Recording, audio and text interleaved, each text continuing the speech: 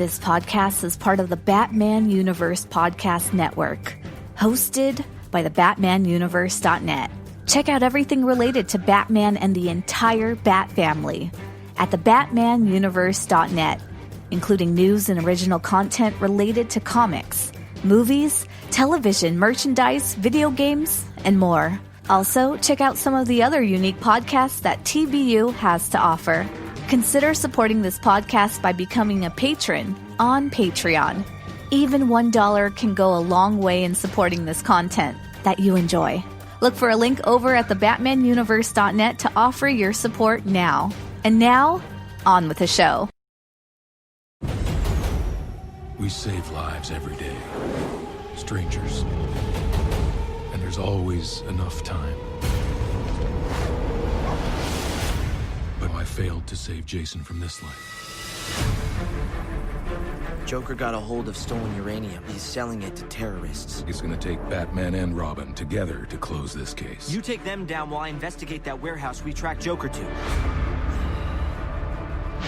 Please tell the big man I said hello.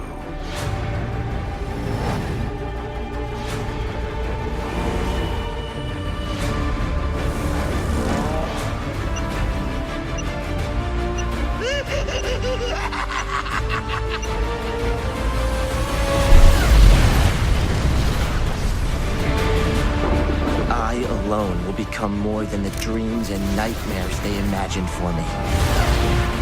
The Red Hood's knowledge of my tactics, my history. This was getting personal. Joker showed me the truth. Evil can't be cured, only killed.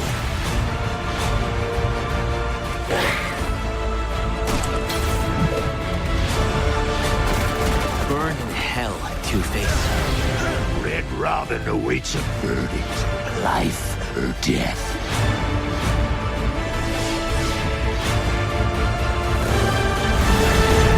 Because of my choice, I had to avoid repeating mistakes.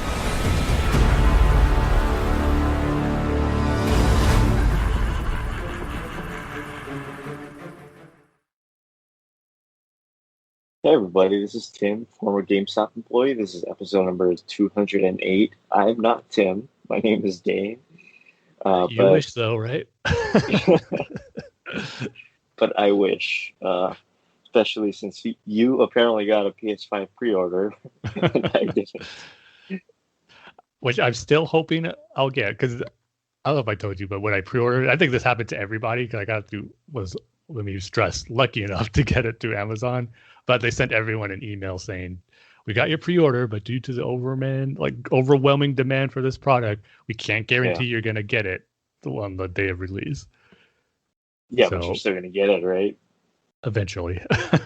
Yeah, see, so like for me, it's like, oh, I don't know if I'm going to get it anywhere near next month, period. So. Yeah, I'm sorry, Dane. Let's be honest, they really screwed up that pre-order. Oh, yeah. They really screwed that up. Like letting the,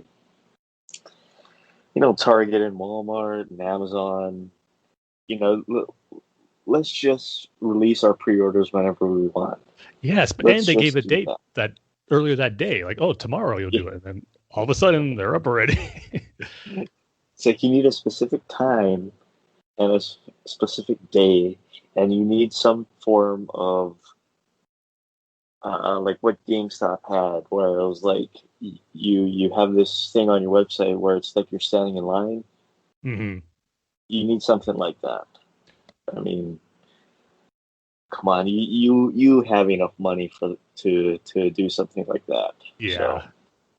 It was pretty bad. I mean, Microsoft's I think was a little better, but they still had some issues, but nothing to the point where they went on sale earlier than when they announced, which is I think what really made it difficult. Yeah, and like PlayStation did that. For PSN members or PS Plus members. That's right, yeah. You could like sign up. It's like, what was the point of that? I didn't get an email. I mean, I did it. I didn't get an email, so it's like, what was the point of that?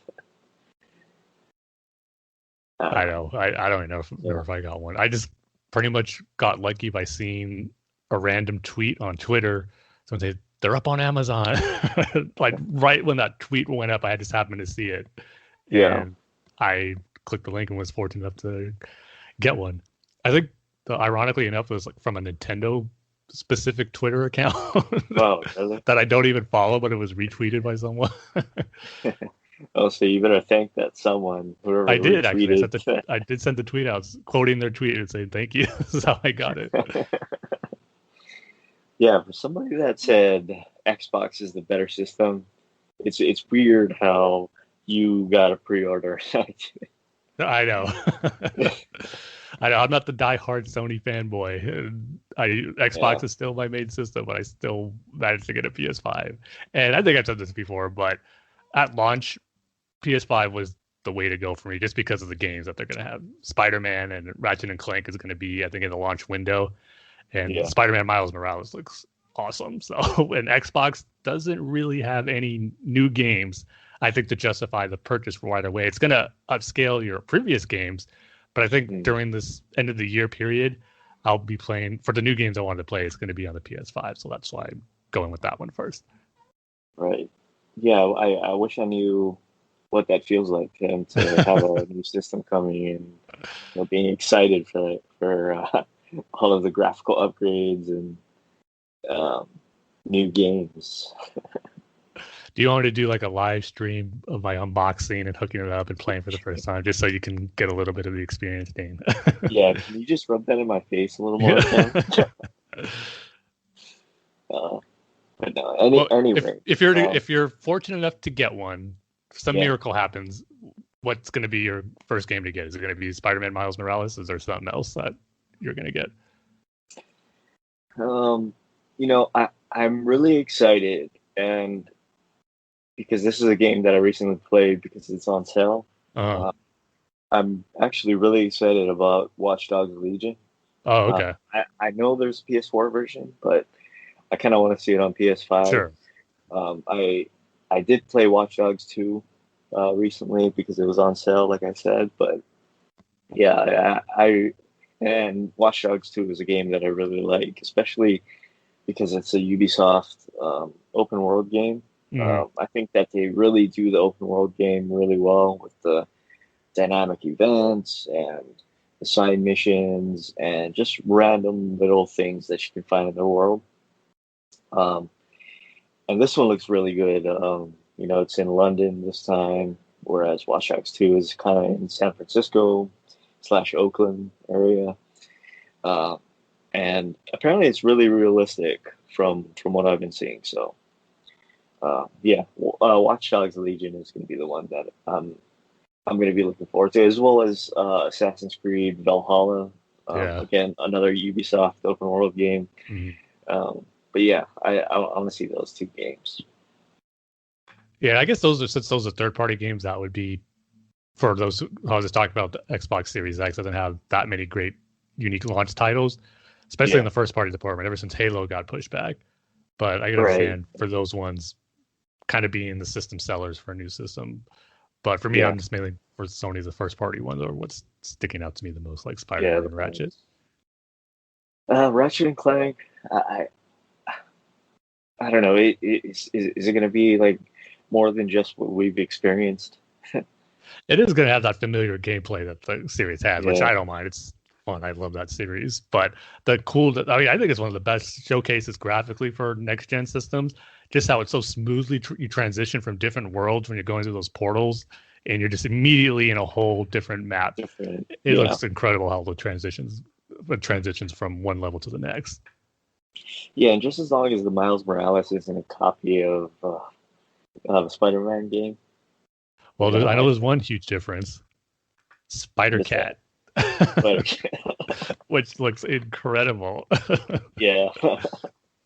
Yeah, but just as long as it's not, like a Call of Duty game where it's the same exact game, but all of a sudden you're in space.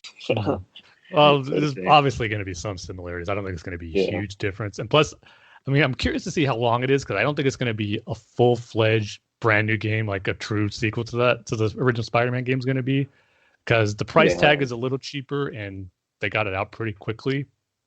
So and plus they're bundling it with the original Spider-Man. I mean, you have the option to get, I think it's 70 or 60 to get the upgraded PS4 Spider-Man with Miles Morales, or you can just get the Miles Morales for $50. So it kind of makes me wonder, it's not going to have as much content as a true sequel would be, but I think still enough to warrant it being kind of a big launch title for the PS5. Speaking of which, I'm sure you saw it, but the whole controversy with the redesign of Peter Parker in the new PS5 version of Spider-Man. No, I haven't seen that. You haven't seen that? What are people angry about now? They totally redesigned his look to kind of make him look younger, but it's kind of hard not to see. They try to make him look a little more like Tom Holland. And I have a theory of this because, the Avengers game that just came out last month, which I haven't played yet. I'm waiting for that one to go on sale because I've heard so many mixed things about it, and I mainly want to play it for the single player campaign, which I heard is good, but the multiplayer and like all the kind of like that loot box system, I don't know if it's exactly that, but there is something to that effect that it has that in the multiplayer, which I'm not a big fan of, so I'm waiting on that one. But you know how Spider-Man is going to be an exclusive DLC for the PlayStation version, and all the character models for the Avengers game. It's one of the things I don't like about it. Is like they're trying hard to make you think, hey, these are the characters you're familiar with from the movies, but they don't look exactly like him. They just look like a cheap knockoff of like the actors from the movies in the game. And I think since Spider-Man is going to be exclusive to that, they're going to use that same model and have him look kind of like Tom Holland, but not quite, but still it fits in that aesthetic of the Avengers game. They're not saying that, but that's kind of how I'm viewing it, just to kind of keep that visual look all the same for the Sony exclusive Marvel stuff. But it is pretty weird. To me, it seems unnecessary, but at the same time, it's not something to get so worked up about that you're angry at Insomniac. I think they even got death threats and all that garbage that these so-called fans, I'm using air quotes here, get all riled up about. It's just ridiculous. I mean, I prefer the old one, but I mean, to do all that crazy stuff, it's just ridiculous. But it is, I find it funny that they felt they had to redesign Peter Parker's look already. Yeah, it's like, I don't really care. I mean, it's not like the Peter Parker in the original Spider-Man game really made an impression on me. He just looked like a regular white guy, Peter Parker. I know. Right? No real distinction other than that. I mean, I know that really the most important thing to you about a Spider-Man game, the look of Peter Parker. When you're going to be playing as Spider-Man behind a mask most of the time. Come on. But that Avengers game, I thought it would have made a bigger impression on video gaming. Because everybody was excited about it.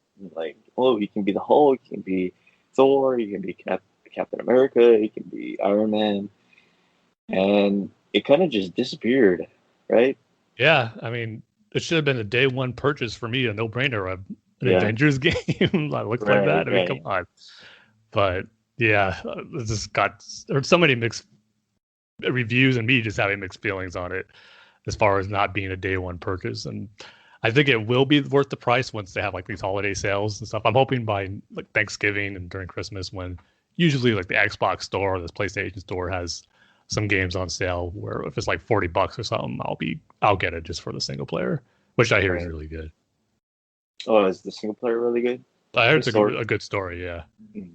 But I don't think that's co-op though. I wish it was, but I think the multiplayer stuff is just for the specific multiplayer section of the game.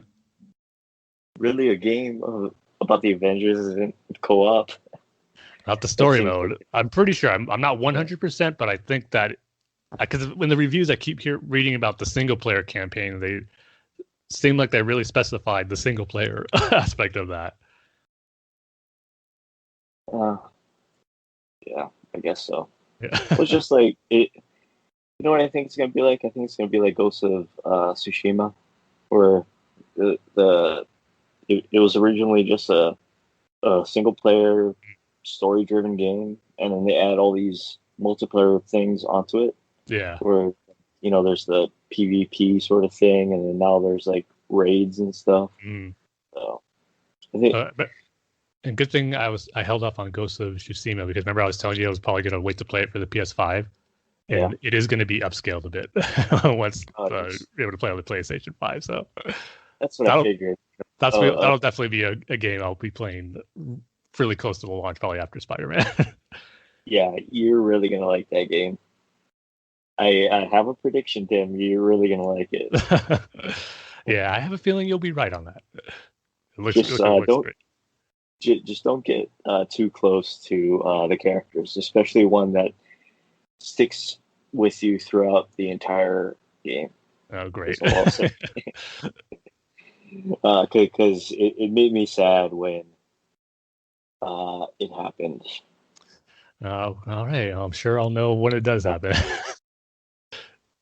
You know exactly what I'm talking about. But anyway, that's your video game talk for this episode. Yeah. Let's get to our Dark Knight Rises minute-by-minute commentary. We're going from minute 153 to 154. So as always, grab your VHS, grab your Blu-ray, grab your Beta, grab your HD DVD, grab your Laserdisc, grab your... Did I say Beta already? You got Beta. Right? I got Beta. Okay. Sorry, it's been a while for me since I've done this. And there's just so many. Yeah, there's so many dead media formats. And grab your Blockbuster rental card, grab your Netflix physical subscription, grab your DVHS, and grab our favorite, Tim, our VHS DVD converted copy. So, Tim, are you ready? I am ready. Okay, good, because I am not. Okay, now I'm ready. Okay. Okay. 3, 2, 1, hit play. As Gordon is trying to use one last pitch to get John Blake not to quit the force. And I think this is when it was making pretty clear that we knew the direction they're going here with John Blake by the time this movie's over in the next few minutes. Or he could have just been a normal worker. He could have just got a regular job, Tim. No, that's not good enough for him. Not after what he's experienced. And this is a really cool moment. I loved seeing this statue honoring Batman here in Gotham. Yeah, with the blue thing. Yeah. I wonder if they ever did make like a mini bust or something, that design of the statue to buy, because it would be really cool to have this on display on your desk or something. It doesn't look very good. I think it does. I do like how they're going over the will of Bruce Wayne, how everything is going to be left to Alfred Pennyworth, including Wayne Manor, and that it's going to be turned into... Well, actually, I'm getting too far ahead of myself because we passed the minute mark. I'll have to wait for that. Yeah. My comments later. So you can't reveal what's going to happen, Tim. Nope. So this is another thing to look forward to on our next episode. What's going to happen to Wayne Manor? We are so close to finishing this. We are. It's kind of amazing. I know, it's getting exciting. But yeah, let's move on to our featured topic for this episode. And Tim has our featured topic, which is one that I totally forgot about. Yeah. I'm sure you did. But it's going to be a review of the most recent Batman animated movie, A Death in the Family. And this one is different from any other animated movie that they release. And I was excited to check it out because it is an interactive movie where you get to choose the outcome of certain events that play out. And this was the perfect story to do it with, because as I mentioned during the announcement of this, obviously the death of Jason Todd in the comics, it was left up to the audience where we got to call those 900 numbers, one for he lived and one that he died. So this gives you that same option and plus more as you're watching this movie. So it's a kind of a great story to choose from that has roots in this type of thing to be their first animated interactive movie. So I was curious to how it was, and now it's time to give my thoughts on how I think they pulled it off. And I'll go ahead and throw a spoiler warning out there. in case you haven't seen it and don't want to know some of the more bigger, different endings that take place throughout the movie. So right off the bat, I think I got to applaud Warner Brothers Animation for doing something like this, just to do something different, throw in the mix of the animated movies that they put out. And I thought it was pretty successful. Just the overall of the format of how it worked in choosing the different outcomes regarding a death in the family. My only knock is just kind of the technical aspect of it. It just kind of the wait time it took to get your choices and options up, I felt could have been a little quicker just to keep the flow of the story and the movie going. If it was like a few seconds quicker, it would help just make it run smoother, but that's kind of a minor nitpick and just on the technical side. But for the movie itself, it was cool to kind of get kind of a slash prequel and sequel to Batman Under the Red Hood, which is still up there as one of the greatest Batman animated movies ever. I just watched it again yesterday, and it's 10 years old now, which is hard to believe, but it's still amazing. So I love that aspect because we start of the movie with some flashbacks of the fallout between Jason and Bruce telling Jason he's taking him off active duty and how that caused a rift between them. And then we get to learn how they met up in Bosnia to stop Ra's al Ghul and the Joker. It was cool how Jason was working on his own, putting his detective skills to work to track the Joker while Bruce is tracking Ra's al Ghul, and they end up meeting just unconveniently where they weren't planning on meeting, but they did meet up anyway, and that's when they decided, no, this is between Joker and Ra's al Ghul. This is a job for Batman and Robin, so we got to put aside our differences and work together. And that, of course, that leads up to them getting separated and Robin going into that warehouse where Joker captures him and kills him, depending on your choice. But just the lead up to that, kind of like the prologue of the movie, was cool to see, given that little prequel view to the events that led up to the beginning of Under the Red Hood. But once the explosion happens, that's where you get your choice. Does Jason live? Does he die? Or does Batman save him? Because those are, you would think the live and Batman saves him option would be kind of similar, but they're actually different. So when I first watched it, I chose the death option just because I knew that was going to be the one that is, I guess, canon to this Batman universe of Under the Red Hood. And I wanted to see if they would add anything to that. And basically, when you choose that option, it's a recap of Under the Red Hood, the movie, in about 20 minutes. But what I really liked about it is it's a recap that Bruce Wayne is giving. You see him in a diner talking to someone, and he's recounting the events of the movie. And while they are just showing the same clips from the movie Under the Red Hood, the narration that Bruce gives over it was really cool. Just hearing him describe his relationship to working with Dick again when Nightwing shows up was just great, and how he views him as a partner, and the guilt he feels about Jason. And I just really love the emphasis that Bruce, which we got in the movie, but even more so in this one, when he's talking about Jason and Dick, and just how he views them as sons, and just how as a father, just how much it kills him that what he did, or in his mind, not doing enough to save Jason, and just being so careless and not realizing he was dead once that did happen. So just great an inner monologue from Batman, just getting his viewpoints on everything that happened in Under Red Hood in a past tense, which was really cool. And that version, or that choice that you make, as I mentioned, Bruce is talking to someone in the diner recounting all this. At the end, it gets revealed that he's talking to Clark, which was really cool to see. And having that classic Batman Superman banter where Clark thinks he's trying to one up on Batman, but Batman's one step ahead of him, and that includes paying the tab for the meal they're having. And I just love their dynamic, and it was on point in this movie too, even though it was really brief. And they had a cool setup where Clark reassures Batman, we'll find Jason and we'll try to help him. And it just made me think, man, it'd be cool to get that story where things continue on, where Batman, Superman, and even Nightwing are kind of looking for Jason to still try to help him after everything that happened. So I really like that option, even though you could view it as just a basic recap of Under the Red Hood. There was enough nuances and new stuff in there that made it worth the watch, hearing Bruce's recounting the events and having him tell that to Clark, which is really cool. And then the other option I chose was Jason Lives, which is pretty much, I think it even says Jason barely survives. So the explosion still happens and Bruce finds his body.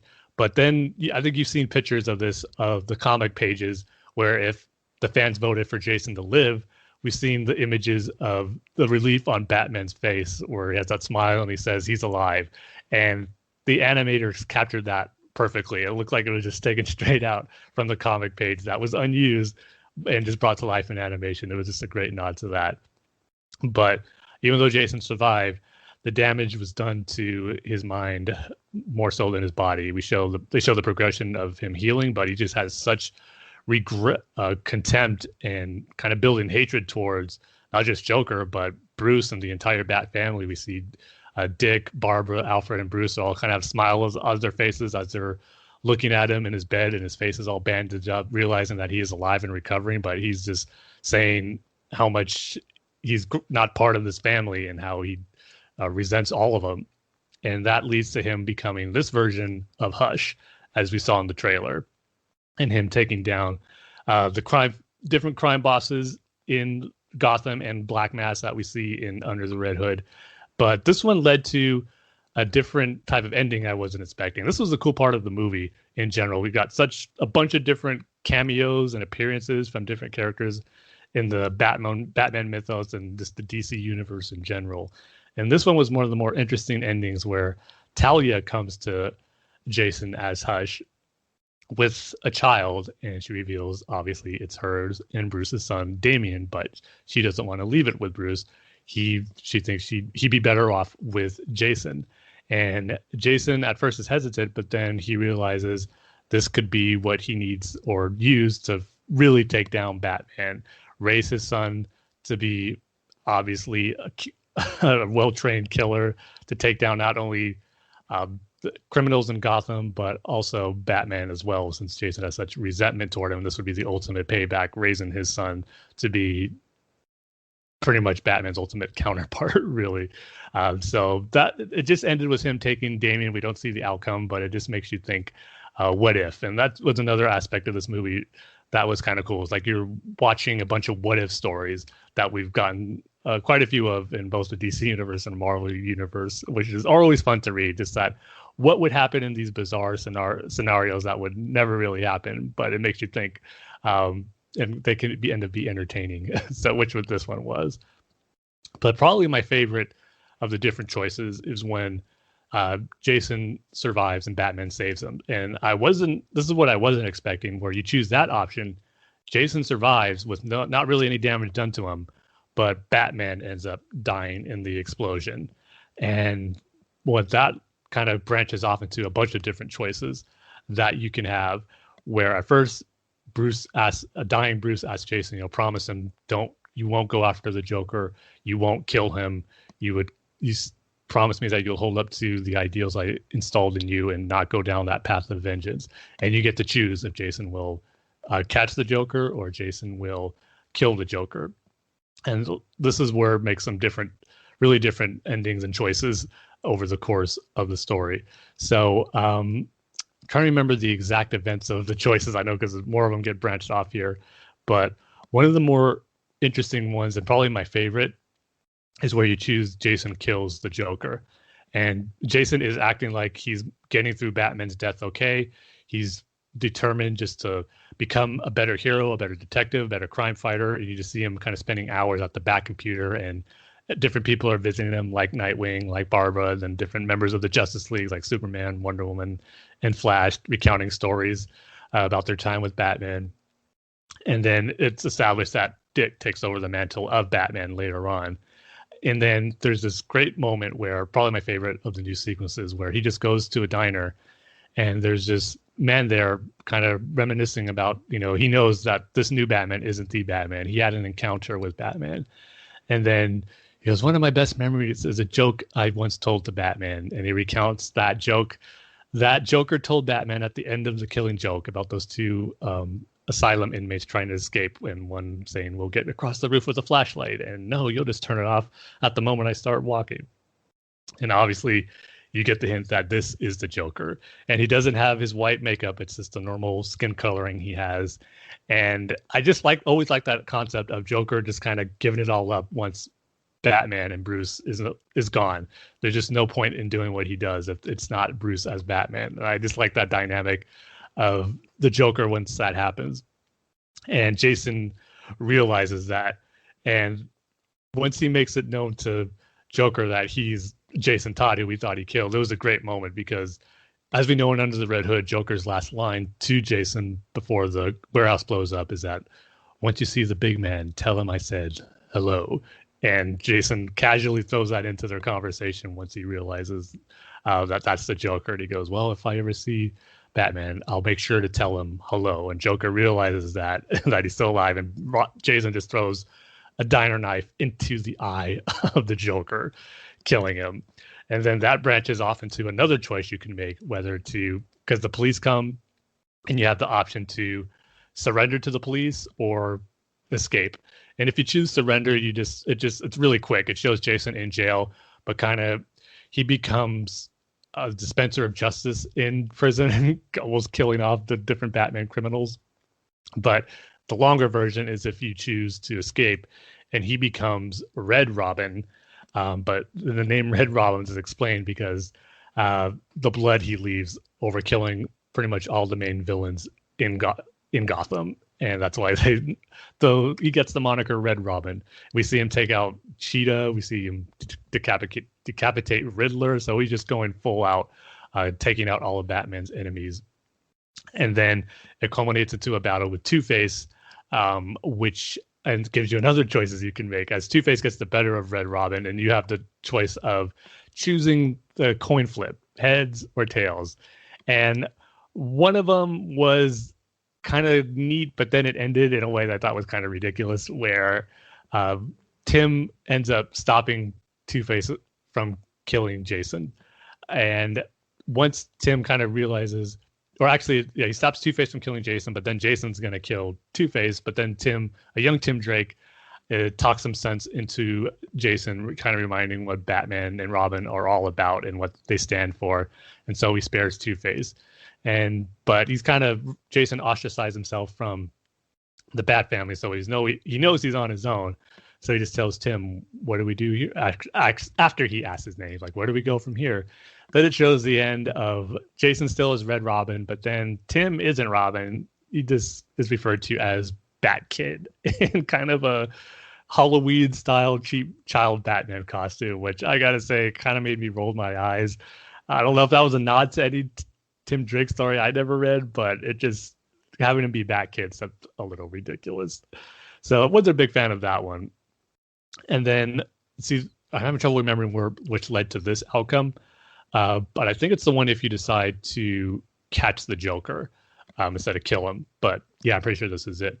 But it ends up where you find the Joker, you let him go, or you don't let him go, but you don't kill him. But Jason is still showing regret, so he ends up. Oh, that was pretty cool. Where Jason, just when he decides to catch the Joker, he thinks he's upholding Batman's no-kill rule. But throughout the course of the sequence, you keep hearing his voices in his head saying, kill them all, kill them all. And in reality, the people he thinks he's sparing, the criminals he thinks he's sparing, he actually kills them, but he's just telling himself that he's sparing them to make him feel good. And Joker realizes that, and that just messes with Jason's head, knowing that he thought he was doing good, but in reality, he failed Batman.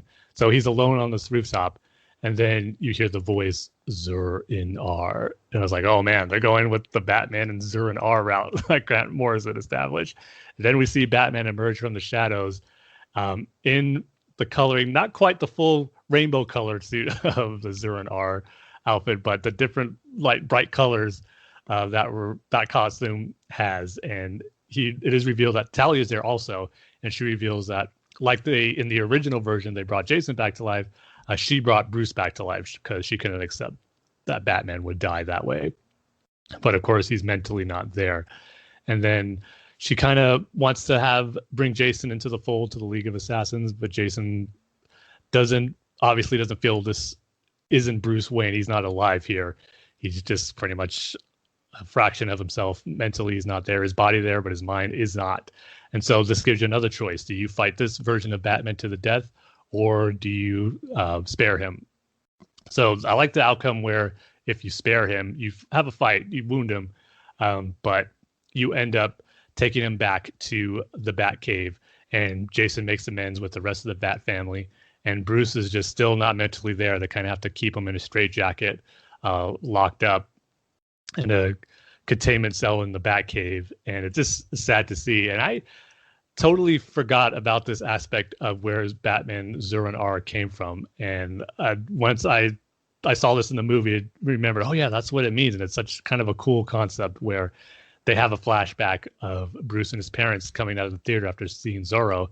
And Bruce asks his dad, do you think there could ever be a Zorro, a real life Zorro? And then his dad tells him, I don't think Gotham would approve of a masked vigilante running around the streets. If anything, they'd put Zorro in Arkham. And it's probably been a long time since I read that story, but I forgot that's what Zur-En-Arrh means, Zorro in Arkham. And they did a great job of that line from Thomas saying Zorro in Arkham and Bruce saying Zur-En-Arrh, kind of morphing into that pronunciation where it is just Zur-En-Arrh. So I thought throwing that little nod to what Grant Morrison did with Batman in R.I.P. with Zur-En-Arrh was pretty cool, and it worked in this story. And then the last one where if you fight Batman to the death and you end up killing him, you pretty much kill yourself in Talia. You have an explosion rigged, and the last thing you see is the charred bodies of all of them, which is a disturbing sight. But yeah, it is a rated R, so it kind of earned its rating in certain visuals. So yeah, those are some of the different options you get to do. Like I said, just a cool what if scenarios for a lot of these different characters with some cool cameo appearances and just stuff that made you think of, man, what would it really be like if this was the outcome, and made you want to see some of those stories continue, like Jason raising Damian and the Bat family trying to get Bruce back to normal after he was brought back in the Lazarus pit. So just different cool stuff like that. So I really enjoyed it, but at the same time, it also really made me want just a full-blown standard prequel or sequel to the Under the Red Hood story, because the little glimpses we've got of the events leading up to the event and afterwards just made me think, man, there's some really good story potentials there. So hopefully one day we'll get this Batman universe of Under the Red Hood continues in different ways, just like we got here in Death in the Family. So I really enjoyed it. I applaud DC and Warner Brothers Animation for doing something different. I thought it worked fairly well. So I'm going to go ahead and give it a 4 out of 5. But man, after watching it, it made me want to go into read the original Death in the Family comics, which it's been a while since I've read those. So fired up the DC Universe app and started reading those. And man, it was a really good story, especially the first issues leading up to Jason's death. And even though now we got some different versions of the death of Jason Todd, and I'll be reviewing another one at the end of this podcast, but the original one in the comics is still the best. Just what Jason was going through during that time emotionally, kind of being taken off and removed as Robin, and then trying to find the identity of his mother, finally being reunited with his mother, and she betraying him, which led to both of their deaths. It's just tragic, really.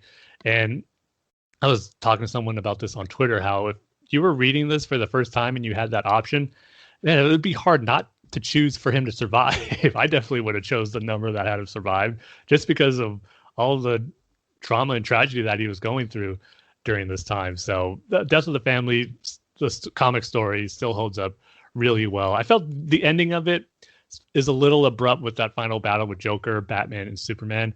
I know it happens later on, but I would have liked to seen a little more of Bruce grieving the loss of Jason, because it just ends with them not finding the Joker's body, and that's it. I just felt it ended a little abruptly. I didn't remember it feeling that way when I read it years ago.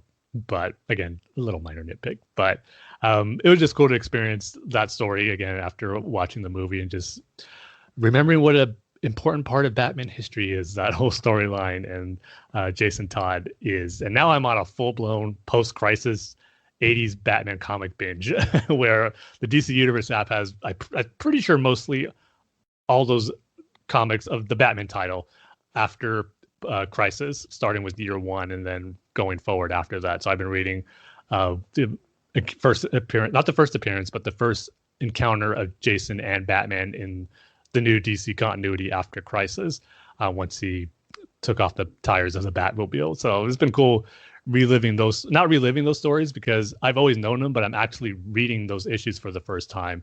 And they were coming out during a period where I was about 4 or 5 years old, just probably first getting into Batman at that age, but not old enough to be reading monthly comics that I could get on my own. But these would be the issues I would have been reading if I was old enough, being a young Batman fan back then. So it's just kind of cool to get that perspective of what it would be like reading Batman comics at that time if I was old enough to buy my own comics. So watching the Death in the Family animated movie kind of put me on this whole 80s Batman comic binge that I'm on right now, which has been fun.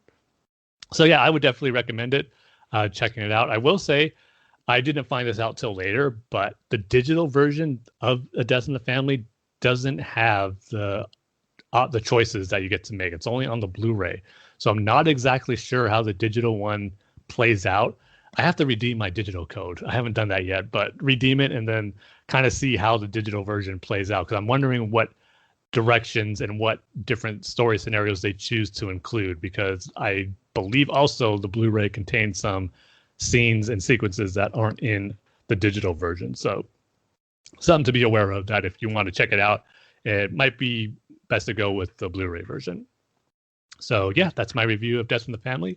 I thought it was pretty cool, and hopefully it's something that DC decides to continue with some other stories eventually with that whole interactive experience. Yeah, I didn't expect. And everybody dies at the end. Yeah. Sort of thing. Oh wow. Yeah, that is an option.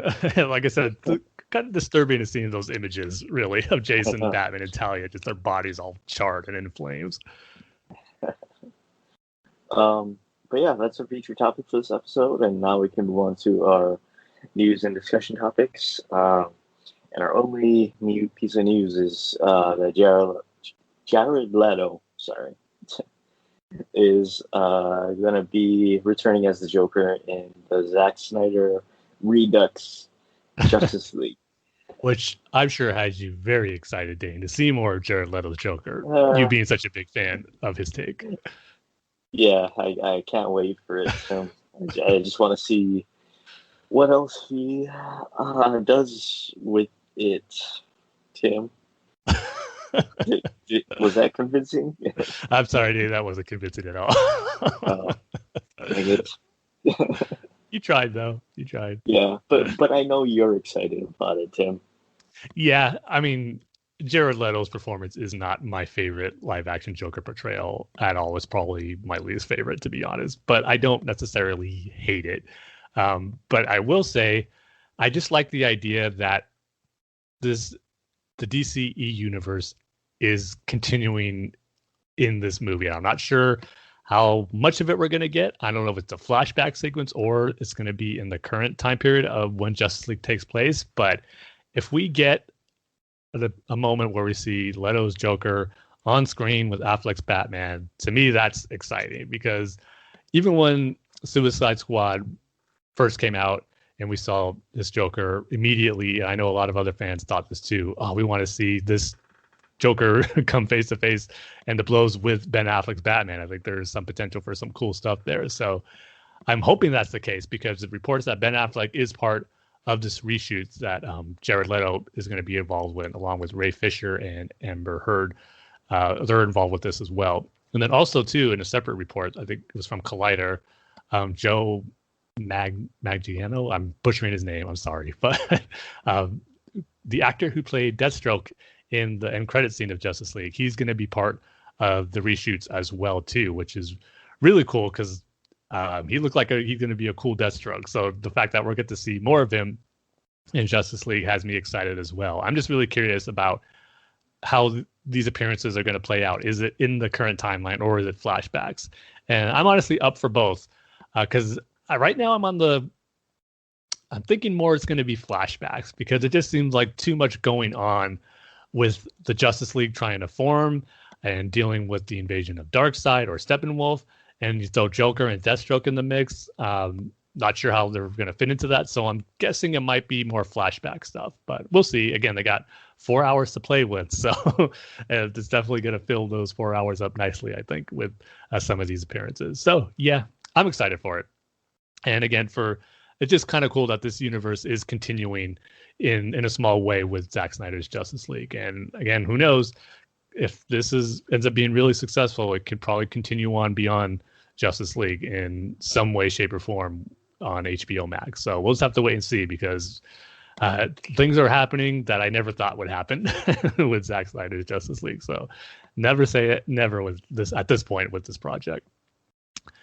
But one other thing, a bit of news I forgot to put in the show notes, Dane, that I forgot kind of happened in between episodes, was how the DC Comics side of things announced their next project or big event, which is Future State, which is going to happen at the beginning of 2021. That's going to last just 2 months, where they're kind of going to jump forward, I believe, 30 years in the future for 2 months, where we're going to get new characters in the familiar roles of DC superheroes, like a new Batman, new Superman, new Wonder Woman, new Flash, new Green Lantern.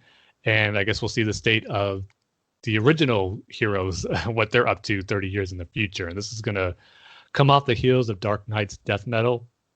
So I guess that final issue is going to change the DC universe in a bit. But I tweeted this out when this was announced, and it sucks that as a diehard comics fan and DC fan that I am just not excited about this at all. And I haven't even been reading the current stuff that's been going on, like DC's Death Metal or Dark Knight's Death Metal. I'll probably eventually read that when that goes on DC Universe. And same with the Batman title. I'm waiting for that to get caught up with James Tynion's run. I've heard mixed things on that as well, so I'll probably be waiting for those to get on the app. But just nothing about this seems exciting or it's grabbing me, because, to be honest, it just feels like we've been there, we've done that with this before. It feels like 1 year later, which happened after Infinite Crisis. Obviously, this is a lot longer than a 1 year later, but just that same basic idea is that we're jumping ahead and we don't know what happens in between this last big event story. And just the idea of new characters, just changing the identities of these classic heroes. We've done that to death before too. I mean, how many different Batmans have there been now since we've done this podcast? Quite a few. And now it's like we're going to get more. So it doesn't grab me as far as anything being exciting and original to be something that's being featured and built up as this next big thing for the DC universe. And I'm not going to say there's not going to be any cool new characters or good stories, and there probably will be, but just the basic premise of this, it just does not have me excited. And it's not something I'm going to be probably jumping out to get when these first issues comes out, unless some titles get glowing reviews and say they're must reads. I probably will, but this will probably be some I'll be waiting to get on the DC Universe app. So it just sucks that this is my feelings on it right now, because I hate feeling that way being a diehard DC fan. But for the foreseeable future, like I said, I'll probably be just catching up and reading some older Batman and other DC superhero comics that I've never read before. And just now that so much of them are on the DC Universe app, I'll probably be spending my comic reading those. But one positive thing I will say, I don't know who the new Batman is. There's actually two of them, but one of them has a really cool costume. It's basically the same classic Batman look, but his whole face is covered up with a mask, and it looks really cool. I always like that look when Batman has his whole face covered by the mask. It just looks awesome, and I think this one does too. So, had to throw that one in there too, because I know this was pretty big news about the future of the DC Comics universe. So, sadly, it's not something I'm excited about, but maybe it will turn into something great, and there will be some cool stories to come out of it. But right now, I'm definitely on a wait-and-see approach to see if I'm going to get any of them right away. And so why are they doing this? You know, you got to have those big events every once in a while. This is their next one. But like I said, not grabbing me. Yeah.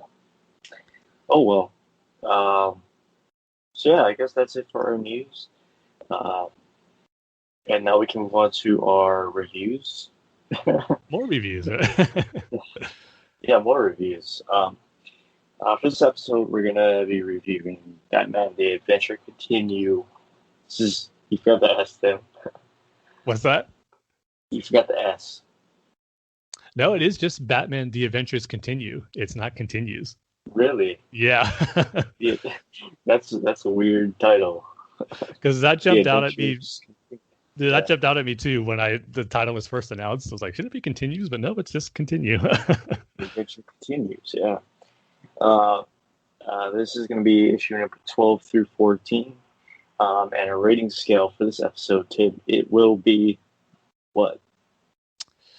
What should it be? Months that Dane has to wait for PS5. There you go. So it depends how good these issues are, Dane. You might be waiting a long time. well into next year. Yes.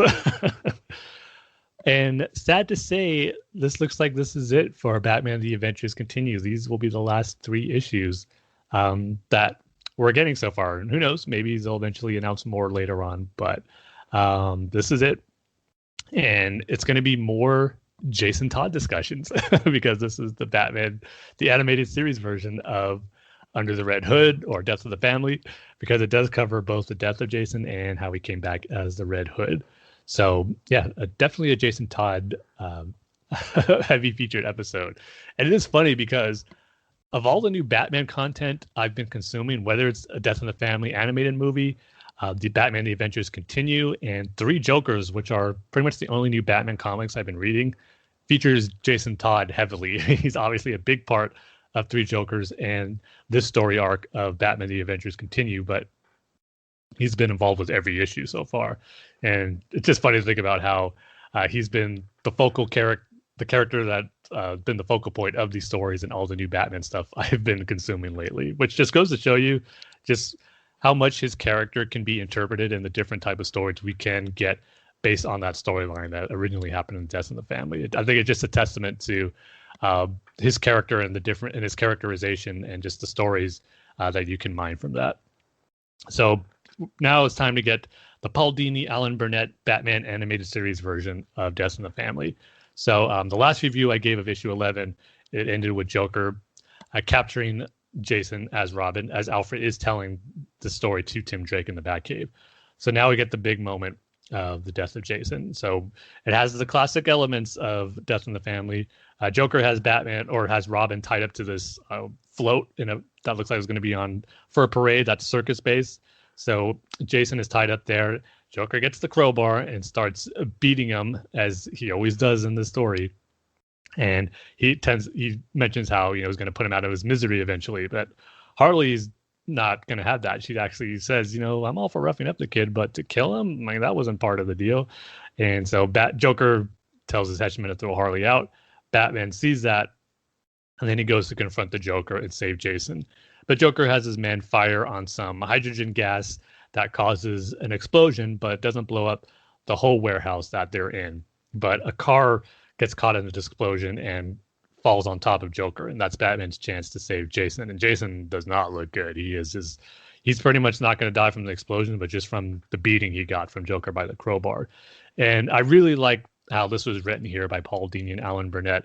Just they're given a different take on the events of A Death of the Family, and I really liked how they played it up differently than just Batman finding Jason's body after the fact, but they actually get to have a conversation here.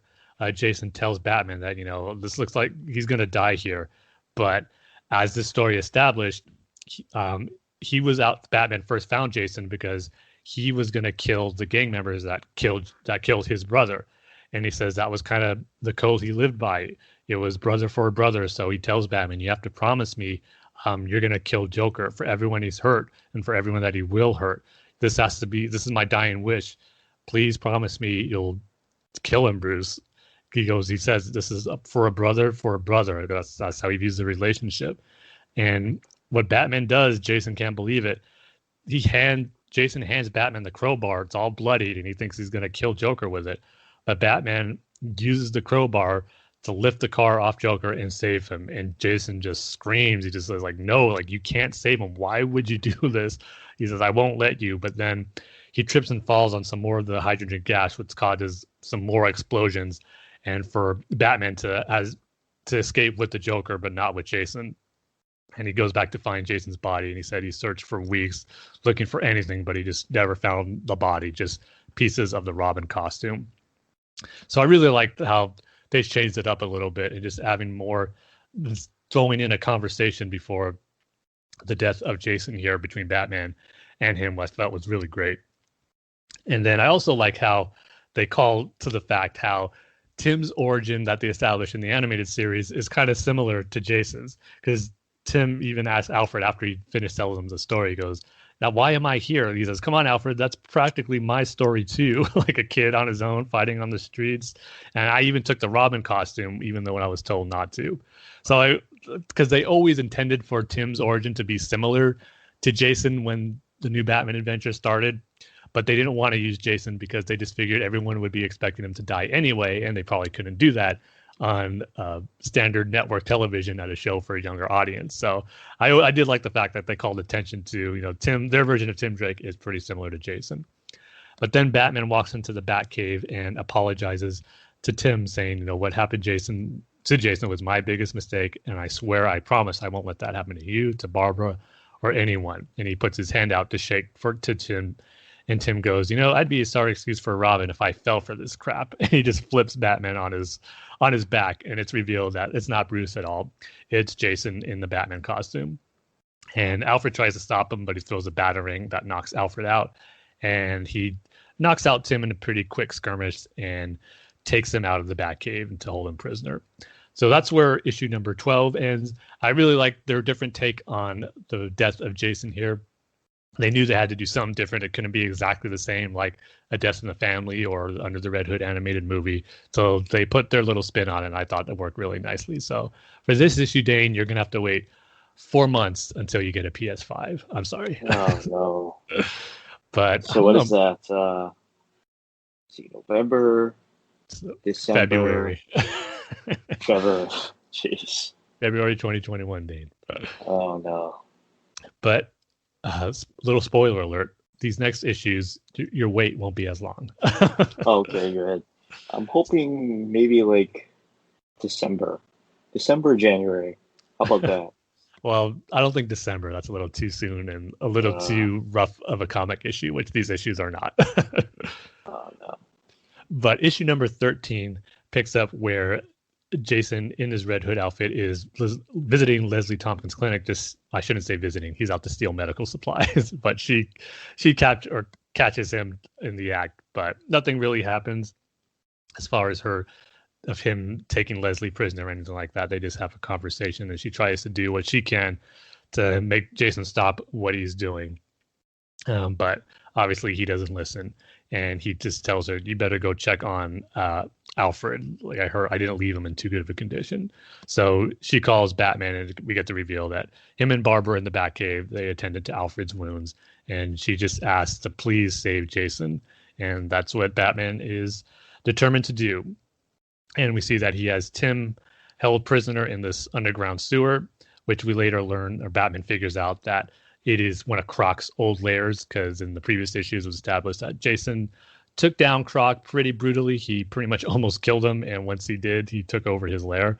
Then we get a sequence between Joker and the Penguin that wasn't really my favorite. Joker's trying to get out of town because he knows Red Hood is after him, and he's asking Penguin for money. So both Penguin and Joker take out their big henchmen to fight each other. Penguin has his Wing, that big white bird creature, and Joker has his straight man, super soldier type bodyguard. And I didn't like how there's this bit of dialogue where Joker compares the fight between the two henchmen to the Family Guy fight between Peter and the chicken. And I just didn't like how it called attention to an actual TV show that isn't established in the animated series universe. Because one thing, now this is going to get real nerdy. This obviously takes place before the new Batman adventures, before Tim Drake, which first aired in 1997, before Family Guy was even on TV. So the fact that Joker would know this doesn't really make sense. And again, the year and time period is never really established in Batman the Animated Series. But to me, that just stood out as something that, in a meta sense, doesn't make sense. So I just felt it was kind of a weird thing for Joker to say, to call reference to an actual TV show that wasn't even on when Batman the Animated Series or the new Batman Adventures were on. But again, a really nerdy nitpick. But during that scuffle, Jason as Red Hood makes his way into the Iceberg Lounge and just shoots Joker with a bunch of tranquilizing darts and takes out his henchman Straight Man, crashes him into the Iceberg Lounge chandelier that looks like to kill him, but we'll find out eventually it doesn't. Then Batman shows up after Jason takes Joker, and him and Barbara try to track him. And before they're able to leave, Barbara is hit with a tranquilizer dart. And we get another reference here as Red Hood shows his face under a sewer, and he tells Batman, expecting to see a clown under here, obviously referencing it. And Batman sees him, but he gets darted with a trank also. So out of the 3 issues, this one wasn't the best. It was obviously just set up to have Red Hood get all the pieces he needs for his plan of revenge against Batman and Joker. So this one, I'm only going to give 3 out of 5 months that you'd have to wait, Dane. So this one's a little shorter. You only have to wait till about January. Yeah. Okay. Still 2021. All right. Sounds good. But then the final issue of the story arc and of the series. And first off, it has a great cover where it's kind of similar to the new Batman Adventures logo, where you see Batman and his silhouette with his cape up, and you see Batgirl, Robin, and Nightwing underneath and inside his cape. Just a great visual. And then the issue begins with Joker, Batman, and Tim all captured in Jason's lair. And Jason's going to put his act of revenge in motion. And this is where, unfortunately, I felt the story didn't end as good as it could be. And I just think it's because we've gotten a better conclusion to the Red Hood story and Jason Todd revealing himself that he is still alive, like in Under the Red Hood, the animated movie. That was just such a great payoff to what he wanted Batman to do, how he forgave Bruce for not saving him, but he couldn't forgive him for keeping Joker alive and gave him that ultimatum of, you're going to kill Joker, whether you like it or not, or I will. And this one kind of played to that, but not in the same great effect I thought the movie did. Jason pretty much tells Batman, you're going to kill Joker or I'm going to kill Robin, who's trapped in this glass containment with water filling up. But Batman gives Robin a clue to try to figure out, or a way to break out using the water pressure and some pipes that are filling it up. Joker casually escapes his handcuffs that Jason had him tied in. And this is another part that I didn't really like, how it was revealed that Jason never really died in this universe. Jason reveals that during the explosion, he actually, luckily, he says, grabbed onto a wayward parade balloon as it was floating up in the sky. He got caught of it, and it took him away from the explosion. So he never actually died. He was just in hiding for several years until he made his appearance known. So that was a different aspect. But still, Bruce thinks it as his greatest failure and wasn't there for Jason. It's something he'll always regret, even though he didn't technically die. So obviously, Batman isn't going to kill Joker, as he has confidence Tim will escape. And then Jason tries to do some opposite, where he throws the gun to Joker. Joker will shoot Batman, and out of self-defense, Batman will have to shoot the Joker. And I was like, Batman's been shot at plenty of times by Joker and just other criminals, and never had to fire back with any type of firearms before. He could dodge the bullets, throw a batarang or something, but I don't see why Jason had to think just because Joker's going to fire a gun at him, Batman would have to as well, because he's been in that situation numerous times. So things are going to plan that Jason would like. Then Joker has one more trick up his sleeve, as he calls his henchman Straight Man, who, as I said, didn't die being crushed by the Iceberg Lounge chandelier. He uses his super soldier strength to bust through the walls of the sewer. Now it's really starting to flood. He's fighting Red Hood. Joker's going to kill Robin, but Robin gets the best of him as he escapes his entrapment.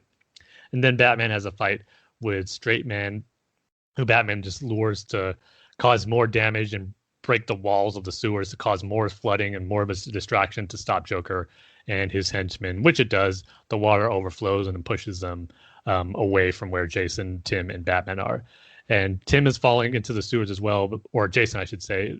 And Tim fires a grappling hook for Batman to hold on to, for him to catch on to Jason before he falls into the water.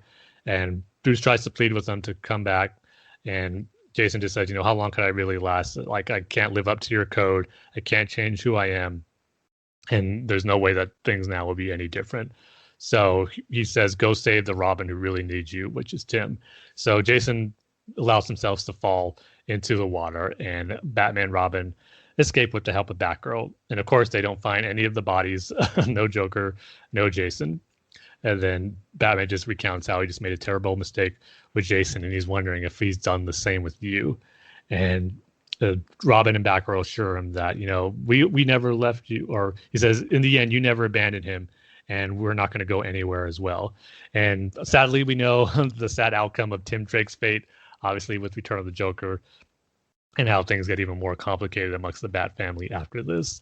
But then the issue ends with the reveal that Jason was picked up by Deathstroke, and looks like they're going to form an alliance here, as Deathstroke sees Jason has great potential, and they seem to be ones who could probably have the same goals. So the issue ends with Jason and Deathstroke not agreeing to team up, but it's insinuating that is going to be the case.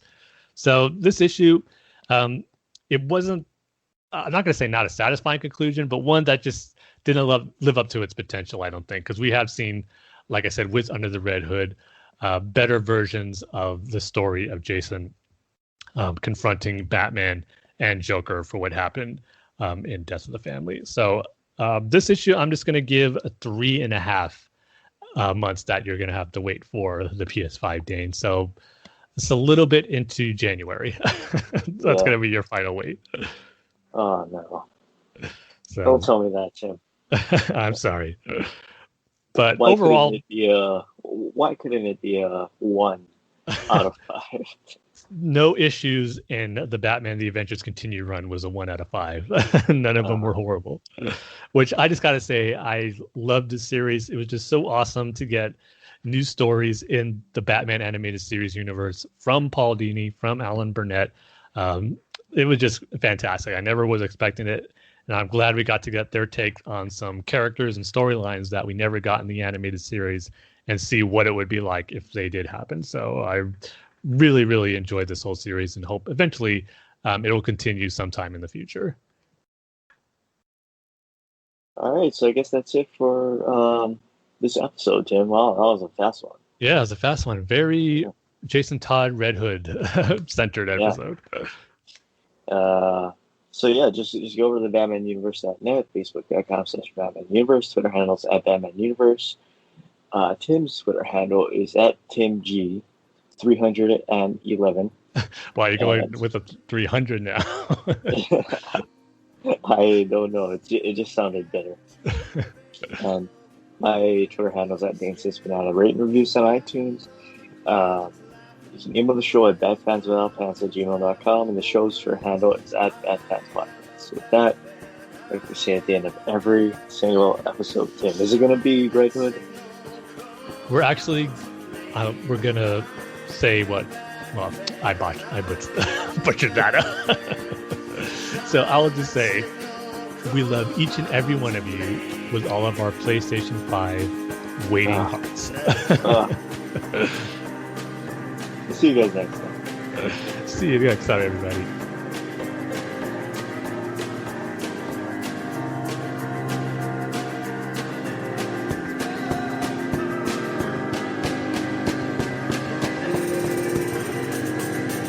Sundies under Gotham.